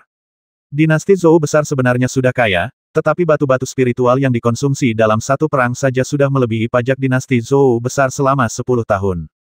Dinasti Zhou besar dan negara kuno Tianyao bersaing sepenuhnya dalam kekuatan nasional, dan kedua belah pihak telah mencapai batas mereka. Tentu saja, medan perangnya ada di negara kuno Tianyao. Tidak peduli seberapa besar dinasti Zhou Agung menghabiskan atau seberapa besar penderitaannya, mereka hanya akan menderita luka ringan. Negara kuno Tianyao telah diperangi hingga hancur berkeping-keping. Padahal, mereka yang benar-benar memahami situasi tersebut mengetahuinya dengan sangat baik. Dalam perang antara dua ras ini, kekuatan utama kerajaan Tianyao kuno sebenarnya dihancurkan di ibu kota kuno Zhenyu. Kemenangan pasukan Long Yuan dalam 7 pertempuranlah yang mendorong kerajaan Tianyao kuno ke ambang kehancuran. Sekarang, Jun Tianwen memimpin pasukan Zhou Agung untuk menyerang kota Mangshu terlebih dahulu. Sebenarnya, dia sedang memetik buah-buahan, dan dia ingin memakan buah-buahan itu sendirian. Dia langsung menolak usulan pasukan Long Yuan untuk bergabung menyerang kota itu. Namun, buah dari kota Mangshu tampaknya tidak begitu mudah untuk ditelan. Tentara Zhou besar menyerang dengan ganas selama 3 bulan namun gagal menaklukkannya. Para ibel surgawi di kota Mangshu bagaikan daun bawang. Setelah satu kelompok terbasmi, kelompok lainnya muncul. Masing-masing tampak mengerikan dan menakutkan, seperti ibel yang muncul dari tanah. Mereka brutal secara alami dan tidak memiliki disiplin, tetapi mereka secara alami kuat dalam pertempuran. Setelah Ye Xuan menyerap semua kekuatan obat dari pil Dewa Jiwa Es, dia keluar dari aula formasi. Tubuh abadi Dewa Pertarungannya mencapai terobosan, memungkinkan kekuatan fisiknya dalam keadaan normal untuk mencapai tingkat dewa terlebih dahulu. Setelah menyelesaikan pelatihannya, Ye Xuan pertama-tama memuaskan keinginan Lei Qiu untuk memanggang daging, dan kemudian pergi menemui Ye Xiao untuk bertanya tentang keadaan Qin Taiya, dan mengetahui bahwa Qin Taiya belum kembali. Kemana Lao Qin pergi? Tanya Ye Xuan. Aku tidak tahu dan aku tidak bisa mengatakannya. Jawab Night Owl. Aku bahkan tidak bisa mengatakan apapun. Ye Xuan bertanya sambil mengerutkan kening. Ya, Sang Jenderal telah memberikan instruksi khusus bahwa bahkan Tuan Muda pun tidak boleh menceritakannya. Jawab Night Owl. Baiklah, karena kamu tidak bisa memberitahuku, aku tidak akan bertanya lagi. Ye Xuan tidak melanjutkan pertanyaannya. Sebenarnya, hilangnya Panglima tertinggi tentara Long Yuan secara tiba-tiba adalah sesuatu yang seharusnya dirahasiakan. Faktanya, sekarang hanya Ye Xuan yang tahu bahwa Qin Taiya tidak ada di ketentaraan. Jika Ye Xiao dihitung, ada 2 orang. Laporan militer dari tentara Long Yuan dikirimkan kepada Ye Xiao setiap hari. Ye Xiao mengirimkannya ke ruang belajar, dan sepertinya Qin Taiya ada di ruang belajar. Bahkan Hang San, Fang Qiangqiao dan yang lainnya tidak tahu bahwa Qin Taiya tidak ada di tentara. Tuan Muda, jangan ceritakan hal ini kepada orang lain. Jika jenderal tidak ada di ketentaraan, itu akan berdampak besar pada situasi perang. Ye Xiao mengingatkan. Jika tebakanku benar, kau punya cara untuk menyampaikan pesan itu kepada Lao Qin, kan? Tanya Ye Xuan. Night Owl tidak menjawab dan setuju. Ye Xuan dapat melihat bahwa situasi ini telah terjadi lebih dari sekali. Bagaimana situasi pertempuran di kota Mangshu? Ye Xuan berbalik dan bertanya tentang situasi pertempuran. Pertempuran masih berlangsung. Namun, jika melihat situasinya, pasukan Zhou Agung mungkin tidak akan dapat merebut kota Mangshu. Jawab Ye Xiao. Akan kalah. Ye Xuan tidak tahu apakah harus senang atau sedih. Kita tidak ditakdirkan untuk gagal, tetapi mengingat situasi saat ini, akan sulit bagi pasukan Zhou Agung untuk merebut kota Mangshu, kata Ye Xiao. Bukankah pasukan Zhou Agung memiliki meriam penghancur kekosongan? Bahkan ini tidak dapat merebut kota Mangshu. Meriam pemusnah kekosongan hampir telah menghancurkan seluruh kota Mangshu, tetapi klan setan langit terus-menerus mengirim setan langit tingkat rendah untuk mempertahankan kota tanpa mempedulikan korban jiwa. Pasukan Zhou Agung sudah menunjukkan tanda-tanda kelelahan. 2 bulan lalu, Serangan mereka sangat ganas, tetapi dalam sebulan terakhir, mereka hanya menyerang kota itu sekali setiap 3 hari. Sepertinya mereka tidak dapat bertahan lebih lama lagi. Ye Xiao menjelaskan secara rinci. Bukankah Kaisar Manusia memerintahkan kita untuk mengambil alih? Ye Xuan tiba-tiba menjadi sangat penasaran. Ye Xiao menggelengkan kepalanya dan berkata, tidak mungkin. Setelah pertempuran mencapai titik ini, jika kita diizinkan untuk mengambil alih, kita pasti akan menjadi orang-orang yang menghancurkan kota pada akhirnya. Kaisar Manusia telah menginvestasikan kekuatan Zhou Agung untuk menyerang kota. Jika kita diizinkan untuk menerobos kota Mangshu, maka semua usahanya akan sia-sia. Oleh karena itu, baik Kaisar Manusia maupun Jun Tianwen tidak akan setuju untuk membiarkan kita mengambil alih. Dilihat dari situasi pertempuran, memang sulit bagi pasukan Zhou Agung untuk merebut kota Mangshu, tetapi negara kuno Tianyao juga telah mencapai batasnya.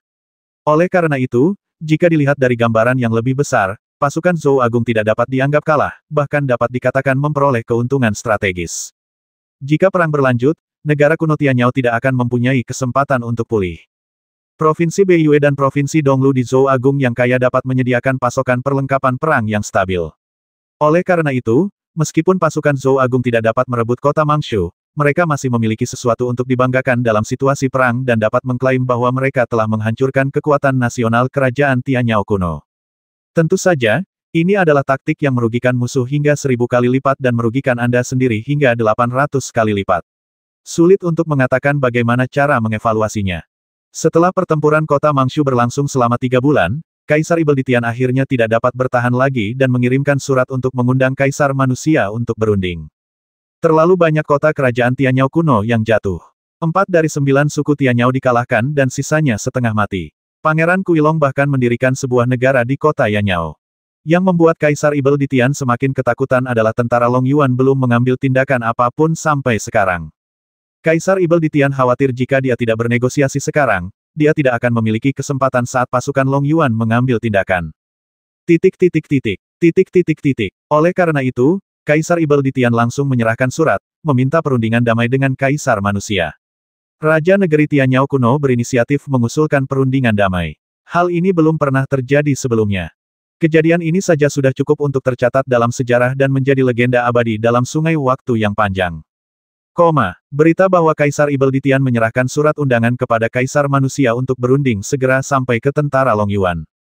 Jenderal seperti Hang Zhan, Fang Qiangqiao, dan Pei Sanyu pergi untuk meminta audiensi dengan Qin Taya, tetapi dihentikan oleh Ye Xiao. Mereka tidak punya pilihan selain berlari ke kota Void untuk menemukan Ye Xuan. Kota Void sangat ramai. Master Gu dan murid-muridnya sedang melatih bayi tikus tabib untuk menggali ramuan. Tikus-tikus pemburu narkoboy ini tidak bisa lagi disebut anak tikus. Meskipun tikus pemburu narkoboy berusia 8 bulan itu tidak sebesar Black Bean, mereka telah tumbuh sangat kuat. Mereka sangat berisik dan semuanya telah belajar untuk menghancurkan rumah-rumah, melubangi kamar-kamar pemiliknya. Tidak ada lagi kursi dengan 4 kaki lengkap di halaman siswa Dandao. Gai dan Tong sama sekali tidak mempedulikannya, namun Zaur mengisi celah-celah tembok dengan lumpur setiap hari. Tuan, Guo telah membuat lubang di pintu lagi. Apa yang harus kita lakukan? Zhao Er menatap Tuan Gu tanpa daya.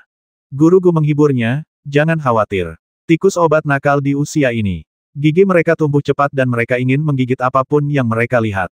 Mereka akan baik-baik saja dalam sebulan lagi. Ye Xuan menyiapkan kompetisi untuk tikus-tikus pemburu obat yang energi ini. Siapapun yang menggali lebih banyak ramuan akan mendapat lebih banyak hadiah. Untuk memastikan bahwa tikus pemburu obat tidak diam-diam memakan ramuan yang digali, hadiah yang disiapkan adalah ramuan yang lebih canggih. Kompetisi dimulai, dan 5 tikus pemburu obat bergegas masuk ke hutan dan mulai mencari ramuan itu. 2 di antaranya menemukan lokasi ramuan itu pada saat yang sama, bergegas bersama-sama, dan kemudian mulai bergulat satu sama lain. Kedua bola berbulu itu berguling-guling bersama. Hei Dou bergegas maju, memisahkan kedua makhluk kecil itu, dan pergi menggali ramuan dari tempat lain. Ketika persaingannya ketat, Hang Zhan, Fang Qiangqiao dan yang lainnya datang dan membisikkan sesuatu di telinga Ye Xuan. Ye Xuan berjalan ke samping bersama mereka dan duduk untuk membicarakan bisnis. Baru saja kamu mengatakan bahwa Kaisar Ibel Ditian ingin bernegosiasi. Ye Xuan sedikit terkejut ketika mendengar berita dari mereka. Ya, Kaisar Ibel Ditian telah mengirimkan surat kepada Kaisar Manusia, mengundangnya untuk bernegosiasi. Hang Zhan menegaskan. Apakah Kaisar Manusia setuju? Tanya Ye Xuan. Belum, Tapi, Hang Zhan mengerutkan kening di tengah kalimatnya dan bertanya, Mayor Jenderal, kami pergi untuk meminta audiensi dengan Jenderal, tetapi dihalangi oleh Komandan Night Owl. Masalah ini sangat penting dan kami harus melaporkannya kepada Jenderal. Ye Xuan tahu apa yang sedang dilakukan Qin Taiya, tetapi masalah ini perlu dirahasiakan, jadi dia hanya bisa mengalihkan pembicaraan dan berkata, kamu belum menyelesaikan kata-katamu tadi, tapi apa? Fang Qianqiao mengambil alih pembicaraan dan berkata, meskipun Kaisar Manusia belum menyetujui perundingan damai, menurut spekulasi kami, Kaisar Manusia kemungkinan besar akan menyetujuinya. Setelah selesai menjelaskan, dia bertanya, Mayor Jenderal, pergilah menemui Jenderal dan minta dia meminta izin untuk menyerang kota Mangshu. Jika Kaisar benar-benar setuju untuk berunding, semua upaya yang telah kita lakukan selama ini akan sia-sia. Pembicaraan damai ini benar-benar berbeda dari pembicaraan sebelumnya yang diselenggarakan oleh Yin Xiu, Imam Besar Suku Raja Ibel. Kali ini, Kaisar Ibel Ditian yang secara langsung mengirimkan surat undangan kepada Kaisar Manusia untuk berunding. Ini adalah pembicaraan damai antara raja-raja kedua negara. Setelah pembicaraan damai berhasil, tentara Long Yuan harus menghentikan tembakan. Apakah kamu belum melaporkan masalah ini? Qin Tua pasti sudah tahu tentang itu. Dia punya rencananya sendiri. Tunggu saja, kata Ye Xuan. Ye Xiao pasti sudah tahu informasi itu lebih dulu daripada Hang San dan kawan-kawannya. Karena Ye Xiao sudah mengetahuinya, maka Qin Taiya pasti sudah mengetahuinya juga. 3 hari kemudian, datang berita bahwa Kaisar Manusia menyetujui perundingan damai. Seperti dugaan Hang San dan lainnya, Kaisar Manusia akhirnya menyetujui perundingan damai. Lokasi negosiasi ditetapkan di Ngarai Qianxing di luar kota Mangshu. Ngarai Qianxing berjarak 30 mil dari kota Mangshu. Ada 2 puncak yang menjulang tinggi di sisi timur dan barat Ngarai, seperti 2 pendekar pedang yang saling berhadapan dengan pedang. Tentara Zhou Agung membangun panggung tinggi di puncak Dongxia di sisi timur Ngarai Qianxing. Sebuah pola naga diukir di panggung tersebut, yang tampak seperti naga dewa yang bertengger di puncak-puncak, megah dan luar biasa. Di sisi lain, Kaisar Ibel Ditian memerintahkan pengawal pribadinya untuk membangun panggung tinggi di puncak Sixia sebagai tempat pembicaraan damai antara kedua negara. Pembicaraan damai dijadwalkan akan dimulai dalam sebulan. Ketika tentara Long Yuan mengetahui berita tentang perundingan damai, mereka semua dipenuhi dengan kemarahan. Bagaimanapun, tentara Long Yuan telah bertempur habis-habisan dan memenangkan 7 pertempuran berturut-turut, mendorong kerajaan Tianyao kuno ke ambang kehancuran, tetapi sekarang mereka menginginkan pembicaraan damai. Siapapun akan merasa tidak bahagia. Hang Zhan dan Jenderal Long Yuan lainnya pergi untuk meminta audiensi dengan Qin Taiya setiap hari, tetapi ditolak oleh Ye Xiao. Pada hari ke-28, Qin Taiya akhirnya muncul. Ye Xiao melangkah maju dan melaporkan Kaisar Manusia meminta Jenderal untuk pergi ke Ngarai Qianxing untuk bernegosiasi dengan Kaisar Ibel Ditian. Panggil Mayor Jenderalmu dan pergilah ke Ngarai Qianxing bersama-sama untuk melihat bagaimana Kaisar Ibel Ditian ingin bernegosiasi. Qin Taiya memberi perintah langsung. 2 hari kemudian, badai besar berkumpul di Ngarai Qianxing. Para penguasa 2 kerajaan terkuat di benua Kyushu akan bertemu di Ngarai 1000 Bintang. Ribuan perahu terbang ringan mengambang berbaris di belakang puncak Dongxia, dengan momentum yang megah dan kuat. Di sisi lain, 100.000 ibel surgawi tingkat tinggi terbang di langit dan membentuk formasi di belakang puncak Sixia, dengan aura kuat yang sama. Ledakan. Di platform Tuanlong di puncak Dongxia, 1000 genderang perunggu mengeluarkan suara gemuruh, menggetarkan sungai di bawah Ngarai menjadi gelombang yang bergelombang. Di sisi lain, di puncak Sixia, klan setan langit menolak untuk kalah dan meniup trompet. Suara genderang dan trompet saling terkait, bagaikan badai dan guntur yang dahsyat. Raja kedua negara belum muncul, tetapi persaingan momentum telah dimulai. Platform Senjiang melewati awan dan berlabuh di ruang kosong di belakang platform Tuanlong di puncak Dongxia. Munculnya Jenderal Dewa Long Yuan berarti negosiasi antara kedua negara akan segera dimulai. Di kubu dinasti Zhou besar, mereka yang datang untuk berpartisipasi dalam negosiasi antara kedua negara semuanya adalah keluarga bangsawan yang pernah berada di puncak dinasti Zhou besar. Karena adanya pembicaraan damai antara kedua negara, arus bawah telah muncul dalam dinasti Zhou besar untuk waktu yang lama. Berbagai kekuatan saling menguji, mencoba melihat situasi dengan jelas. Para pemimpin keluarga besar sangat menyadari bahwa ada 3 orang yang benar-benar memengaruhi arah pembicaraan damai Kaisar Manusia, Kaisar Ibel Ditian, dan Jenderal Ilahi Long Yuan. Oleh karena itu, semua pihak ingin mengetahui pikiran Qin Taiya. Tidak mungkin bertanya langsung, kita hanya bisa bertanya dari samping. Disiplin militer Long Yuan dengan jelas menyatakan bahwa sulit untuk mendapatkan informasi tentang Qin Taiya. Dalam keadaan seperti itu, Ye Xuan menjadi target penyelidikan dari berbagai kekuatan. Titik titik titik. Titik titik titik. Begitu panggung umum ilahi berlabuh di depan deretan perahu terbang cahaya terapung, Mo Yun Xiao, Shen Ximing dan para jenderal lainnya pun maju memberi penghormatan dan mengundang Ye Xuan untuk pergi ke perahu terbang mereka untuk minum. Ketika Ye Xuan berada di kota Chaohua, dia memiliki persahabatan dengan putra-putra jenderal ini, jadi sulit untuk menolaknya. Jadi dia melirik Qin Tai'a, dan melihat bahwa dia tidak keberatan, dia pergi minum bersama Mo Yun Xiao dan yang lainnya. Perahu terbang adalah perahu derek paling mewah, yang lebih lebar dan lebih nyaman daripada perahu terbang ringan mengambang biasa, dan kabinnya ditutupi bulu lembut. Anggur merupakan minuman memabukkan yang paling mujarab di Vietnam Utara, dan segelasnya bernilai mahal. Kakak Ye, sudah lebih dari setahun sejak terakhir kali kita bertemu Chaohua. Kami sangat merindukanmu. Sekarang kita bertemu hari ini, kita harus mabuk. Mo Yun Xiao menarik lengan Ye Xuan dan mulai membujuknya untuk minum. Ye Xuan minum secangkir embun roh peri mabuk dan berkata sambil tersenyum, perahu terbang ini tidak seperti milikmu. Orang terhormat lainnya, keluarlah dan minum bersama. Mo Yun Xiao menjelaskan, kapal terbang ini dipinjamkan kepada kami oleh Yang Mulia Putra Mahkota untuk bersenang-senang. Yang Mulia Putra Mahkota tidak ada di sini, jadi hari ini kami hanya minum-minum dan mengenang masa lalu. Sekarang setelah anggur yang begitu enak telah disajikan, tidak semudah itu untuk minum dan mengenang masa lalu, kan? Kata Ye Xuan sambil tersenyum. Lihatlah apa yang kau katakan, Saudara Ye. Di negara ini, setiap keluarga bangsawan mengincar tentara Long Yuan. Selain Yang Mulia, satu-satunya orang yang dapat memengaruhi dunia ini adalah kau dan Jenderal Qin. Shen Ximing memuji. Pamanmu adalah wakil komandan tentara Zhou Agung. Tidak baik bagimu untuk mengatakan itu, kan? Ye Xuan berkata sambil tersenyum. Shen Ximing melambaikan tangannya dan berkata, paman saya adalah orang yang tidak memiliki kekuatan nyata dan tidak dapat membuat keputusan. Komandan mengatakan bahwa dia ingin menyerang kota Mangshu, jadi paman saya tidak punya pilihan selain melakukannya. Pamannya adalah Shen Qianshan, wakil komandan tentara Zhou Agung. Dia berbakat dalam strategi militer, tetapi dia tidak dapat membuat keputusan tentang masalah besar. Mo Yun Xiao membanting meja dan berkata, menurutku, tidak perlu ada pembicaraan damai. Pindahkan saja pasukan Long Yuan dan kota Mangshu dapat ditaklukkan dalam 3 hari. Murid lain dari keluarga umum berkata, benar sekali. Aku tidak tahu kepercayaan apa yang harus dinegosiasikan oleh bangsa Ibel surgawi kuno. Kita hampir mencapai kota Raja Ibel. Mo Yun Xiao merenung dan berkata, ya, negara Ibel surgawi kuno masih memiliki sedikit kepercayaan diri. Bagaimanapun, ras rohlah yang menguasai 9 provinsi di zaman kuno, jadi masih memiliki beberapa dasar. Jika negara Ibel surgawi kuno benar-benar dipaksa ke ambang kepunahan, Kaisar Ibel Ditian selalu dapat membangkitkan beberapa leluhur Ibel. Faktanya, pembicaraan damai hanyalah menguji batas akhir kedua belah pihak. Shen Ximing mengambil alih pembicaraan dan berkata, benar sekali. Bahkan jika bangsa Ibel surgawi kuno membangkitkan leluhur Ibel untuk bertarung dalam pertempuran yang menentukan, mereka akan kehilangan leluhur Ibel yang terbangun itu meskipun pada akhirnya menang. Kerugian ini sebenarnya sangat besar. Hal yang sama berlaku untuk dinasti Zhou Agung.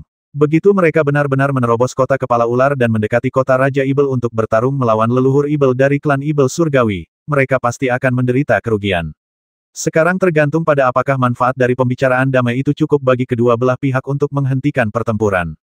Mo Yun Xiao menoleh ke Ye Xuan lagi dan bertanya, Saudara Ye, saya ingin tahu apa pendapat Jenderal Qin tentang situasi saat ini. Bisakah Anda memberitahu kami sedikit? Ye Xuan tersenyum dan berkata, jika aku bilang aku tidak tahu, apakah kamu akan percaya padaku? Jangan seperti ini, Kakak Ye, mengingat persahabatan kita, tidak apa-apa jika kamu mengungkapkan sedikit, kan? Mo Yun Xiao mengulurkan tangan dan menepuk bahu Ye Xuan, sambil tertawa terbahak-bahak. Aku benar-benar tidak tahu apa yang dipikirkan Lao Qin, tetapi berdasarkan emosiku, aku akan menidurinya saja. Ye Xuan tampak sangat marah. Shen Ximing tiba-tiba muncul dan berbisik, Saudara Ye, aku punya berita untukmu. Aku mendengarnya dari pamanku. Kudengar leluhur Ibel suku gigi hitam di Gunung Dewa Ibel dan Kaisar Ibel Ditian memiliki kesepakatan pribadi. Meskipun pasukan Long Yuan tidak berpartisipasi dalam pengepungan kota Mangshu, kita tetap harus berhati-hati. Setelah dia berkata demikian, dia mempunyai ekspresi yang mengatakan, aku menceritakan ini kepadamu karena aku memperlakukanmu sebagai saudara. Berita tentang transaksi antara Kaisar Ibel Ditian dan leluhur Ibel Gigi Hitam sebenarnya bukan rahasia, dan pengawal rahasia Night Owl juga mengetahuinya. Bahkan menurut analisis pengawal rahasia Night Owl, berita ini sengaja dirilis oleh Kaisar Ibel Ditian untuk menambah bobot negosiasi antara kedua negara. Mo Yun Xiao melanjutkan, ya, kudengar leluhur Ibel dari suku Gigi Hitam telah bangkit. Kudengar leluhur Ibel Angin Hitam dan Raja Ibel Gigi Hitam dibasmi oleh saudara Ye. Kurasa target suku Gigi Hitam kemungkinan besar adalah dirimu. Aku tidak tahu leluhur Ibel mana yang telah bangkit. Ada dua lagi leluhur Ibel dari suku Gigi Hitam di Gunung Dewa Ibel, leluhur Ibel Bulan Hitam dan leluhur Ibel Gunung Hitam. Leluhur Ibel Bulan Hitam telah tertidur sejak zaman kuno. Ia tidak hanya memiliki status yang dihormati, tetapi wilayah kekuasaannya juga tak terduga. Namun, Yesuan dapat yakin bahwa orang yang terbangun itu pastilah leluhur Ibel Gunung Hitam. Semua tanda menunjukkan bahwa berita tentang kebangkitan leluhur Ibel suku Gigi Hitam sengaja disebarkan oleh Kaisar Ibel di Tian. Jelaslah bahwa Kaisar Ibel di Tian pasti telah menggunakan semacam pertukaran kepentingan untuk membuat suku Gigi Hitam membangunkan leluhur Ibel. Akan tetapi, berita ini tidak menyatakan secara jelas apakah itu leluhur Ibel Bulan Hitam atau leluhur Ibel Gunung Hitam. Maka kebenarannya tidak sulit untuk disimpulkan. Jika orang yang terbangun adalah leluhur Ibel Bulan Hitam, Kaisar Ibel di Tian pasti akan mempublikasikannya secara luas dan mengatakan bahwa orang yang terbangun adalah leluhur Ibel Bulan Hitam, dan menggunakan nama leluhur Ibel kuno untuk mengejutkan Zhou Agung. Saat ini masih belum jelas leluhur Ibel yang mana, jadi kemungkinan yang ada hanya satu, yakni yang terbangun adalah leluhur Ibel Gunung Hitam. Yesuan sangat penasaran dengan satu pertanyaan kondisi apa yang digunakan Kaisar Ibel di Tian untuk membangunkan leluhur Ibel Gunung Hitam.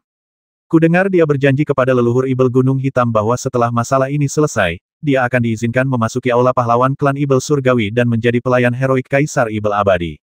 Mo Yun Xiao menjawab, dia tidak yakin apakah leluhur Ibel Bulan Hitam atau leluhur Ibel Gunung Hitam yang terbangun, tetapi dia hanya mengikuti apa yang dikatakan Yesuan. Ceritakan padaku secara rinci, tanya Yesuan. Selalu ada legenda di antara klan Setan Langit. Dikatakan bahwa selama 100.000 patung Kaisar Setan Abadi dibangun di alam Jiushu, Kaisar Setan Abadi akan turun ke alam Jiushu lagi. Pada saat itu, para pahlawan Setan Langit di Aula Pahlawan akan dibangkitkan dan mengikuti Kaisar Setan Abadi untuk menyapu alam Jiushu. Mo Yun Xiao menjawab. Yesuan langsung mengerti begitu mendengarnya. Ini memberi leluhur Ibel Gunung Hitam harapan kebangkitan sebagai ganti kebangkitannya. Tentu saja, legenda bahwa Raja Ibel Abadi akan kembali ke dunia manusia hanyalah legenda. Tidak ada yang tahu apakah itu benar-benar akan terjadi. Legenda hanyalah legenda, dan tidak seorang pun tahu apakah itu akan menjadi kenyataan. Meskipun demikian, aula pahlawan klan Ibel Surgawi itu ada. Irama genderang di luar kapal terbang berangsur-angsur mencapai klimaks, yang juga berarti bahwa Kaisar Manusia telah muncul. Ketika Kaisar Manusia duduk di singgasana di panggung Tuan Long, suara genderang perang mencapai klimaks, lalu mereda, dan akhirnya berhenti. Di sisi lain, suara klakson berangsur-angsur berhenti, dan Kaisar Ibel di Tian juga muncul di platform tinggi puncak Sixia. Raja-raja kedua negara saling menatap di seberang ngarai 1000 bintang, dengan ribuan pasukan di belakang mereka. Sepanjang sejarah, negosiasi akbar antara raja seperti ini jelas merupakan peristiwa langka yang hanya terjadi sekali dalam jutaan tahun. Di panggung tinggi Tuan Long di puncak Dongxia, Kaisar Manusia duduk, dan di kedua sisinya, putra mahkota Jun Tianwen, Pangeran keempat Jun Tianwen, serta para jenderal dari berbagai pasukan, pangeran, dan bangsawan duduk satu persatu. Di puncak ngarai barat, Kaisar Ibel di Tian memimpin 9 Raja Ibel, kepala pendeta Kaisar Ibel, dan orang-orang kuat dari berbagai tempat suci Ibel untuk berpartisipasi dalam negosiasi.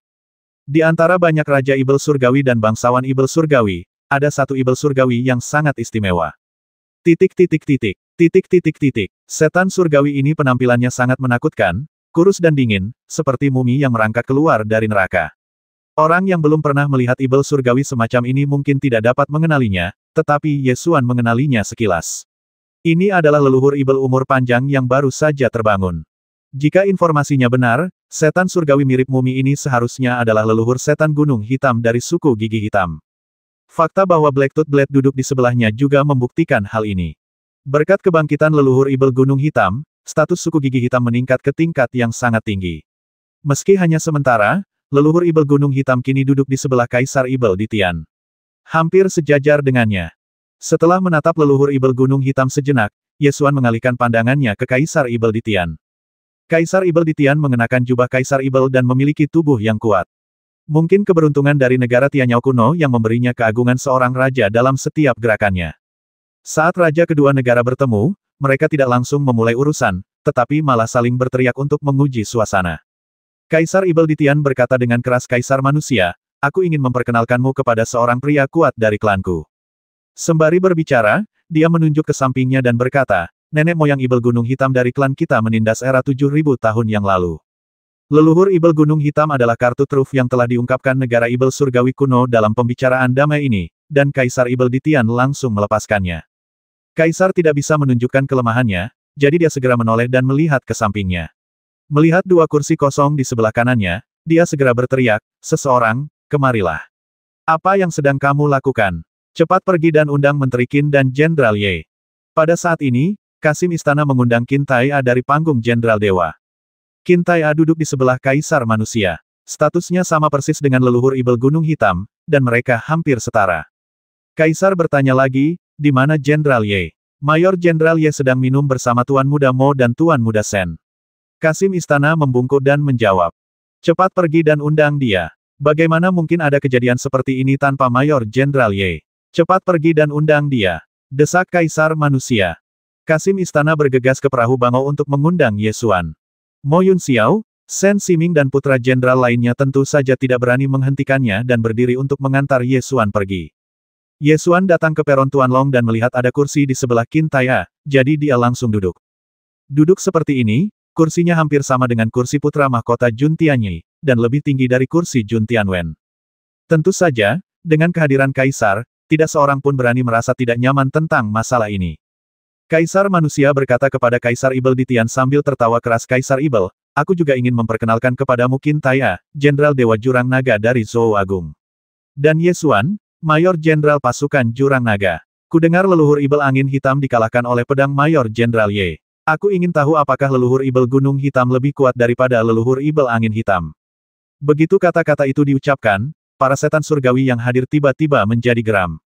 Terutama para Ibel surgawi dari suku Gigi Hitam, semuanya menatap tajam ke arah Ye Xuan. Dua tatapan dingin terpancar dari mata abu-abu leluhur Ibel Gunung Hitam, menusuk mata Ye Xuan bagai pedang tajam. "Jadi itu kamu, Hei Feng mati di tanganmu," leluhur Ibel Gunung Hitam berkata dengan nada dingin. "Itu hanya bantuan kecil." "Sama-sama," Ye Xuan menjawab sambil tersenyum. Ekspresi leluhur Ibel Gunung Hitam menjadi semakin suram, dan dia mendengus, "Kau hanyalah seekor semut setengah langkah yang gagal dalam usahanya mencapai alam Dao ilahi. Beraninya kau berbicara kepadaku dengan nada seperti itu. Lalu menurutmu nada bicara seperti apa yang harus kugunakan saat berbicara denganmu?" "Seperti yang kulakukan pada leluhur Ibel Angin Hitam." Ye Xuan bertanya sambil tersenyum. "Semut, kau baik-baik saja." Niat membasmi melintas di mata leluhur Ibel Gunung Hitam, tetapi sekarang adalah saatnya bagi raja-raja kedua negara untuk bernegosiasi, dan bukan saatnya baginya untuk marah. Kaisar Ibel Ditian berkata, "Kaisar Manusia, bernegosiasi saja sudah membosankan, mengapa kita tidak melakukan sesuatu yang menarik untuk meramaikan suasana?" "Bagaimana kau ingin meramaikan suasana?" tanya Kaisar Manusia. Kaisar Ibel Ditian berdiri, berjalan ke depan panggung Ibel Surgawi, menunjuk ke ngarai 1000 bintang di bawah dan berkata, "Bagaimana kalau kita bertarung di kaki ngarai 1000 bintang?" Alasan mengapa ngarai 1000 bintang disebut ngarai 1000 bintang adalah karena terdapat 1000 batu besar yang mengapung di antara puncak ngarai timur dan puncak ngarai barat, seolah-olah ada 1000 bintang yang melayang di udara. Legenda mengatakan bahwa batu-batu besar ini merupakan pecahan dari Gunung Void Divine yang terperangkap di ngarai oleh medan ngarai 1000 bintang, sehingga membentuk pemandangan yang aneh. Kaisar Ibel Ditian mengusulkan duel pada saat ini, jelas ingin berkompetisi dalam seni bela diri sehingga ia dapat menang selama negosiasi. Kompetisi seni bela diri juga merupakan cara untuk membandingkan kekuatan nasional, yang merupakan metode yang sangat umum ketika dua negara bernegosiasi. Kaisar Manusia tidak menolak dan setuju dengan keras. "Baiklah. Mari kita berduel untuk menghidupkan suasana." Kaisar Ibel Ditian memberi isyarat kepada Ibel Surgawi dan memperkenalkannya, "Ini adalah Kui Xiao, Dewa Bela Diri Ibel Surgawi dari Departemen Kaisar Ibelku. Biarkan dia bertarung dalam duel ini." Kui Xiao berteriak keras, melompat, dan mendarat di atas batu besar yang mengapung di atas ngarai Qianxing. Dia mengangkat tangannya dan menunjuk ke arah manusia, sambil berteriak, "Siapa yang berani melawanku?" Ye Xuan bersandar di kursinya, terlihat seperti sedang menonton pertunjukan, tanpa ada niat untuk berpartisipasi sama sekali. Lagi pula, pertunjukannya berakhir begitu saya bergerak, yang mana agak mengecewakan. Kaisar Manusia bertanya dengan keras, "Siapa yang bersedia bertarung?" Ada banyak manusia kuat yang hadir, tetapi tidak ada seorang pun yang berdiri untuk beberapa saat. Jun Tianwen melihat sekeliling, dengan sedikit rasa jijik di wajahnya, lalu berdiri dan berkata, "Ayah, biarkan aku pergi dan membasmi Ibel ini." Kaisar Manusia sedikit mengernyit dan tidak ingin Jun Tianwen bertarung. Bukan karena Jun Tianwen pernah terluka sebelumnya. Faktanya, 3 bulan telah berlalu sejak Jun Tianwen terluka, dan dengan sumber daya pengobatan spiritual dari keluarga kerajaan Zhou Agung, lukanya telah lama sembuh. Alasan mengapa Kaisar Manusia tidak ingin Jun Tianwen bertarung adalah karena dia tidak bisa menjamin bahwa dia akan menang, dan dia tidak ingin dia kalah dan dipermalukan. Terus terang saja, Kaisar Manusia tidak lagi memiliki kepercayaan terhadap putranya. Jun Tianwen tampaknya juga menyadari perubahan ini, dan meninggikan suaranya dan berkata, "Ayah, tolong izinkan aku bertarung. Aku pasti akan memenangkan kompetisi ini."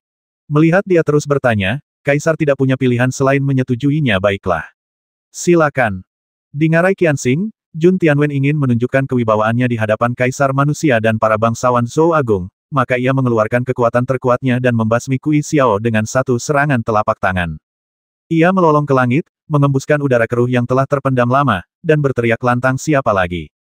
Para bangsawan dinasti Zhou Agung yang hadir tidak dapat menahan diri untuk tidak berbisik satu sama lain. Kekuatan pangeran keempat telah meningkat lagi. Ini adalah prinsip menghancurkan dan kemudian membangun, menghancurkan dan kemudian membangun. Ini seharusnya menjadi puncak alam dewa bela diri, kan?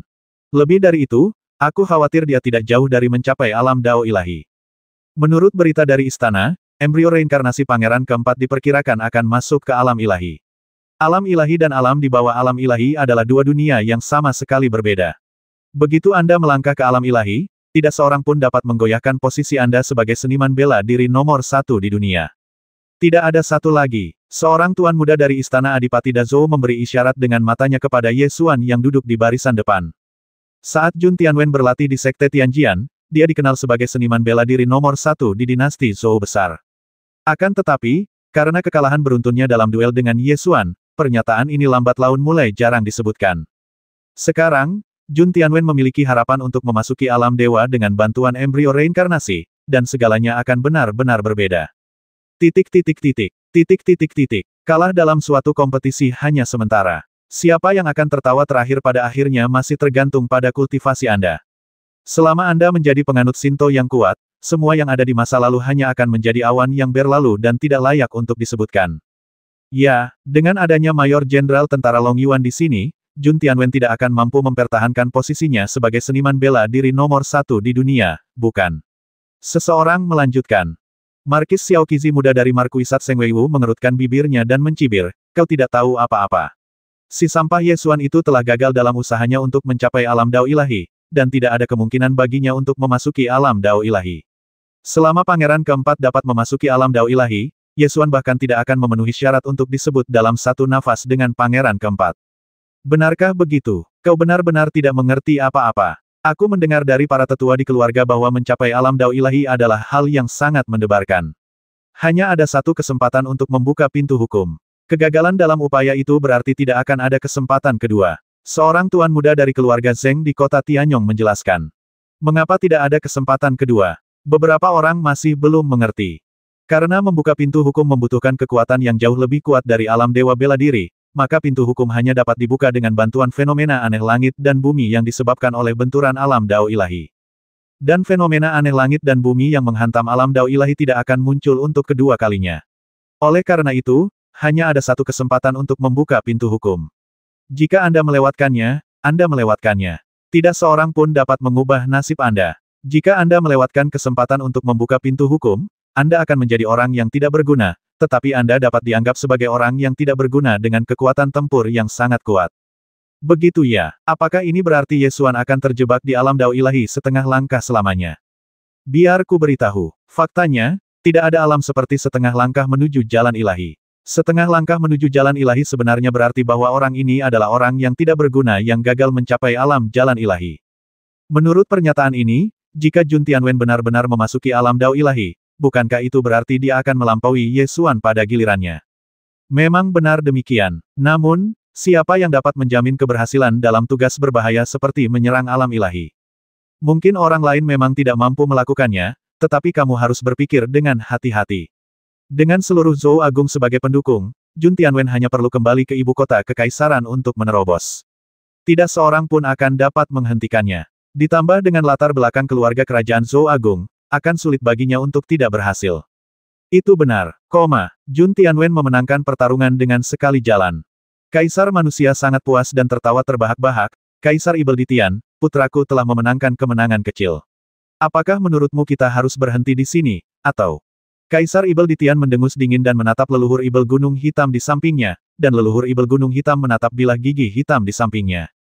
Hei Chifeng mengerti, perlahan berdiri, berjalan ke depan panggung Ibel Surgawi, menatap Jun Tianwen dengan jijik, dan berkata pertama-tama, izinkan aku memberitahumu, aku berada di alam dao ilahi setengah langkah. Jika kau tidak berani bertarung, kau bisa mundur sekarang. Ketika orang-orang yang hadir mendengar tentang alam dewa setengah langkah, mereka mulai berdiskusi dengan suara pelan. Dia berada di alam dewa setengah langkah, yang merupakan alam di mana seseorang gagal dalam upayanya mencapai alam dewa, benar. Ya, ku dengar suku gigi hitam memang punya sesepuh yang gagal dalam usahanya mencapai alam dao ilahi beberapa ratus tahun lalu. Dialah pedang gigi hitam ini. Saya juga mendengar bahwa setelah pedang gigi hitam gagal dalam upayanya mencapai alam dao ilahi, dia tahu bahwa tidak ada harapan baginya untuk maju lebih jauh dalam kultivasinya, jadi dia menyerah pada kultivasinya dan mulai berjuang untuk mendapatkan kekuasaan. Setelah kematian Raja Ibel Gigi Hitam, dia menjadi orang yang paling berkuasa di suku Gigi Hitam. Meskipun seorang Sintois setengah langkah bukanlah Sintois sejati, dia tetap sangat kuat, bukan? Jun Tianwen mungkin bukan tandingannya, jadi lebih baik dia mundur. Di tengah perbincangan orang banyak, Jun Tianwen mendengus pada Hei Chifeng, kau hanyalah sampah yang gagal dalam usahanya mencapai alam dao ilahi. Kualifikasi apa yang kau miliki untuk bersikap begitu sombong di hadapanku? Aku akan membasmimu hari ini. Meskipun dia menatap Hei Chifeng, apa yang dia katakan terdengar seperti orang lain, seolah-olah semua orang yang gagal menerobos ke dunia Shinto adalah musuhnya. Tatapan mata Black Chifeng berubah dingin, dia melompat dan terbang ke arah Jun Tianwen, sambil mendengus dingin, kau sedang mencari kematian. Jun Tianwen segera meletuskan embrio reinkarnasinya, dan bayangan Dewa Perang muncul di belakangnya, dan dia menamparkan Black Tooth Blade dengan telapak tangannya. Hei Chifeng mendengus dingin dan mengeluarkan kekuatan dahsyat dari Dewa Setengah Langkah. Dia mengangkat tangannya dan memadatkan pedang yang memegang langit. Dengan satu pedang, dia membelah bayangan Dewa Reinkarnasi menjadi dua bagian, dan dengan suara bang, dia meledakkan Jun Tianwen ke dalam ngarai bintang 1000. Ah! Jun Tianwen mengerang dan jatuh dari langit. Wajah Kaisar Manusia menjadi gelap, dan tanpa perintahnya, para pengawal kerajaan segera bergegas keluar untuk menyelamatkan Jun Tianwen. Para pengawal kerajaan tidak mengirim Jun Tianwen ke Kaisar Manusia, tetapi membawanya langsung ke belakang untuk menemui Dan Seng untuk dirawat. Ketika Kaisar Ibel Ditian melihat Hei Chifeng menebas Jun Tianwen dengan satu serangan, dia langsung tertawa terbahak-bahak. Kaisar Manusia, sepertinya putramu tidak sehebat itu. Tapi Hei Chifeng adalah dewa setengah langkah, jadi dia memang sedikit suka menindas. Jika kau ingin menyelamatkan muka, aku bisa memberimu kesempatan. Beranikah kau mengirim seseorang untuk bertarung? Kaisar Manusia tampak murung dan menoleh untuk melihat Sen Changhai. Sen Changhai duduk di sana tanpa ekspresi. Sebagai seorang Shinto sejati, dia bangga dengan statusnya dan tidak akan bertarung dengan seorang Shinto setengah langkah. Bahkan jika dia menang, itu tidak akan menjadi kemenangan yang gemilang. Siapa yang bersedia bertarung? Tanya Kaisar Manusia. Faktanya, ketika peringkat kompetisi mencapai setengah langkah menuju jalan ilahi, hanya segelintir orang yang mampu bertarung. Hanya ada Sen Changhai, Qin Tai'a, dan Ye Xuan. Selain mereka, ada satu atau dua orang dengan senioritas yang sangat tinggi di keluarga Jun. Namun, karena senioritas mereka yang tinggi, bahkan Kaisar Manusia tidak dapat memerintahkan mereka untuk bertarung. Melihat tidak ada seorang pun dari ras manusia yang maju untuk bertarung, Ditian Yao Huang bertanya lagi, Kaisar Manusia, jika Anda tidak dapat mengirimkan seorang pun, ras Tian Yao saya akan memenangkan kompetisi ini. Kaisar Manusia menoleh untuk melihat Qin Tai'a, dan maknanya sudah sangat jelas. Namun, Qin Tai'a duduk di sana tanpa melihat sekeliling, tanpa mengucapkan sepatah kata pun, dan tidak menunjukkan niat untuk berperang atau membiarkan Ye Xuan bertarung. 1240